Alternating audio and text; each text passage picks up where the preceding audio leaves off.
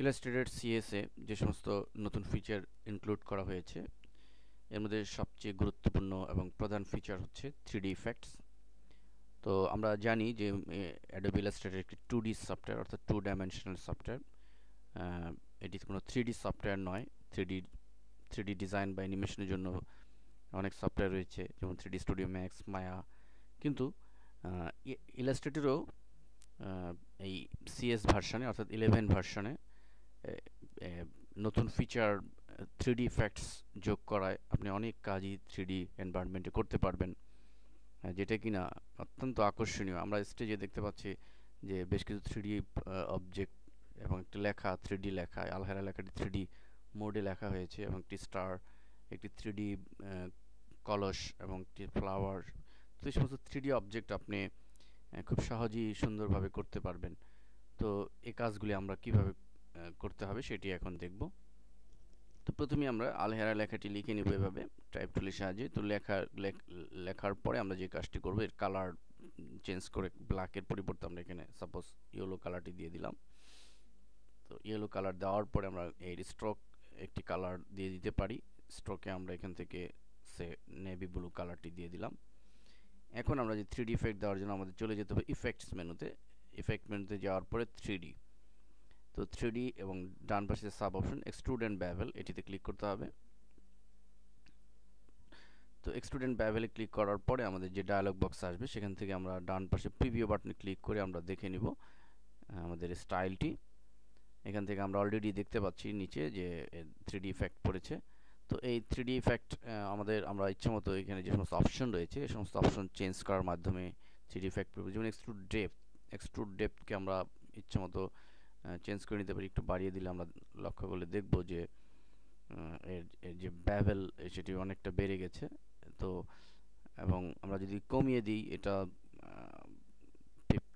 আমরা যদি এটার চেয়ে আরও কমিয়ে দিই সেক্ষেত্রে এটাও কমে যাবে, এক্সট্রুড ডেপথ কমে যাবে। এবং এখানে নিচে যে ব্যাভেল রয়েছে, এখানে এখানে আমরা যদি বিভিন্ন স্টাইল রয়েছে, ব্যাভেল আমরা ক্লাসিকে টিপ দিলে আমরা লক্ষ্য করলে দেখব যে এখানে ক্লাসিক স্টাইলের ব্যাভেল চলে আসবে, এবং অন্যান্য যে সমস্ত অপশন রয়েছে সেগুলো চেঞ্জ করে আমরা দেখে নিব।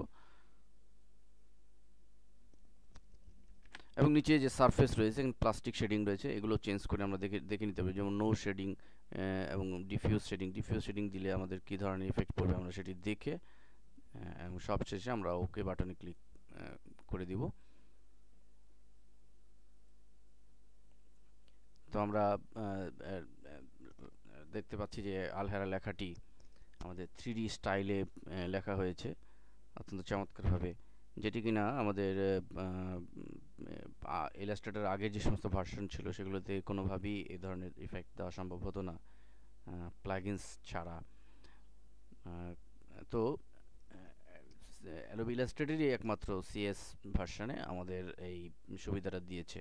এরপরে দেখুন একইভাবে আমরা যদি কোনো স্টার উপর ইফেক্ট দিতে চাই, ঠিক সেম সিস্টেমে আমাদের যে কোনো একটি স্টার ড্র করে নিতে হবে। একটি স্টার আমরা ড্র করলাম এবং স্টারটির কালার আমরা প্রয়োজনে আমরা ইয়েলোর পরিবর্তে টকটকে লাল দিয়ে দিতে পারি।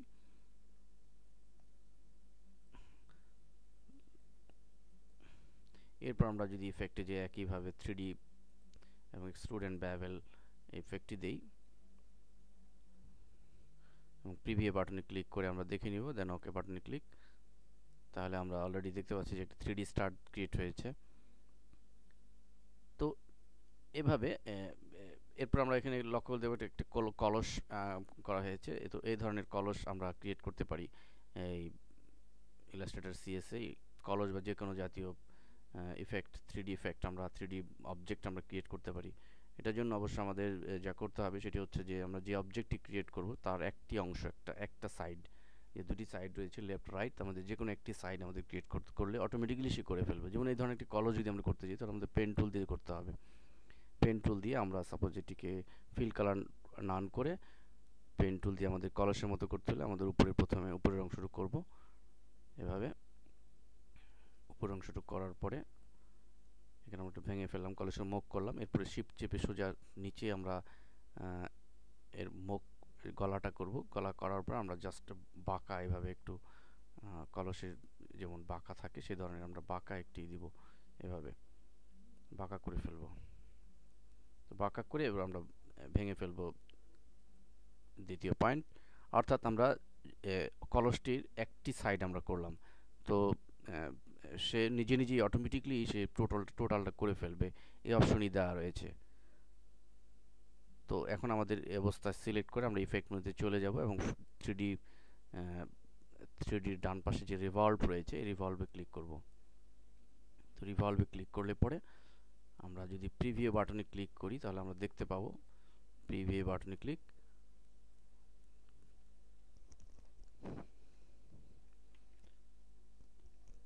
তো আমরা দেখতে পাচ্ছি যে অলরেডি একটা কলস তৈরি হয়েছে। দেন ওকে বাটনে ক্লিক।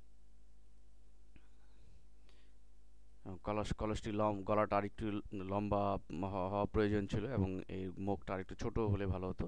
এটি কাজ করার সময় আপনাকে বুঝে সুন্দরভাবে করতে হবে যেন গলাটি লম্বা এবং মুখটি আরেকটু ছোট হয়, তাহলে জিনিসটা অ্যাট্রাকটিভ হবে। তো এভাবে আমরা যে কোনো 3D অবজেক্ট তৈরি করতে হবে। মনে রাখতে হবে যে অবজেক্টটি আমি তৈরি করি না কেন তার একটা অংশ আমাকে মানে করে ফেলতে হবে। এরপর আমাদের যেটি রয়েছে সেটি হচ্ছে যে এই ধরনের একটা ফুল ফ্লাওয়ার, এটি অবশ্য আমাদের অটোমেটিক্যালি সিম্বলে দেওয়া রয়েছে। সেটি আমরা যদি পেতে চাই উইন্ডো মেনুতে চলে যাব এবং সিম্বল লাইব্রেরিতে চলে যাব। সিম্বল লাইব্রেরির যেমন অসংখ্য লাইব্রেরির মধ্যে থেকে প্রথমটি যেমন থ্রি ডি সিম্বল। তো থ্রি ডি সিম্বল একমাত্র ইলাস্ট্রেটেড সিএস অর্থাৎ 11 যে ভার্সন 11 ভার্সনই ইনক্লুড করা হয়েছে, অন্যান্য পূর্ববর্তী কোনো ভার্সনে এই থ্রি ডি সিম্বল ছিল না। তো এই যে কোনো 3D সিম্বল আমরা এখানে ইউজ করতে পারি, যেমন ফুল, ঘর। আমরা যদি ঘরটি ইউজ করতে চাই ডান পাশে ট্র্যাক করে আমরা নিয়ে আসবো, এটিকে ইচ্ছা করলে বড় বড় ছোট করে নিতে পারি আমরা। তো মোট কথা আমাদের ইলাস্ট্রেটর 11 এর সবচেয়ে চমকপ্রদ, আকর্ষণীয় এবং অন্যতম যে চেঞ্জটুক করা হয়েছে, ডেভেলপ করা হয়েছে সেটি হচ্ছে এই 3D ইফেক্টস। অর্থাৎ আপনি যে কোনো ধরনের চমৎকার 3D effect, 3D object create করতে পারেন ইলাস্ট্রেটর সিএস ব্যবহার করে।